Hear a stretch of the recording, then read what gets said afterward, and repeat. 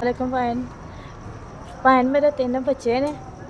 बंदा मेरा मजदूर है, 70 रुपये घंटा लैंदा, 6-7 घंटे करता, रोजी रोटी पूरी नहीं हुंदी। जो कमांदा सस दी दवाइयां दारू ते लग जांदा है। सदका हराज जो भी है, मेरे छोटे छोटे बच्चे ने मेरी मदद कर। मैं बेटा बेवा हाँ, बच्चे अपने घर वाले ने मैनू नहीं पुछे। मेरे पुत्र सी वो अपनियां बुढ़ियां लैके ते लैदा हो गए ने, मैनू नहीं पुछते, कुछ नहीं संभालते ही नहीं, कभी उन्होंने बात नहीं लिती मेरी। संग 5 पुत्र मेरा कोई नहीं है, मियाँ मेरा बीमार है, मैं किराए ते रहनी हाँ।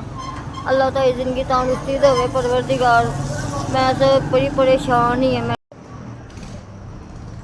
2000 रुपया मैनू मिल गया। तुहानू अल्लाह मियाँ हज करावे, खुशियां बच्चियां दे नसीब करे। अल्लाह मियाँ तुहानू ढेर देवे, तुसीं गरीबां दा ख्याल करदे हो। अल्लाह मियाँ तुहानू होर देवे।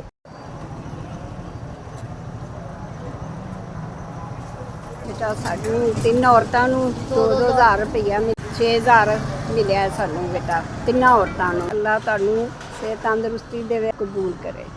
अल्लाह ताला तुहानू दिंदा है, सानू वंडदे रहो। अल्लाह सेहत तंदुरुस्ती बात रखे, खुश रखे परवरदिगार, देंदा ही रहे सोने रब तक। अल्लाह में कुछ ना करे परवरदिगार, खुशियां नसीब करे बेटे, ढेरों ढेर देवे अल्लाह तन। अल्लाह तन नन्ना देवे, खूहों च पानी मेरा मोला, अल्लाह तन कुछ ना करे परवरदिगार।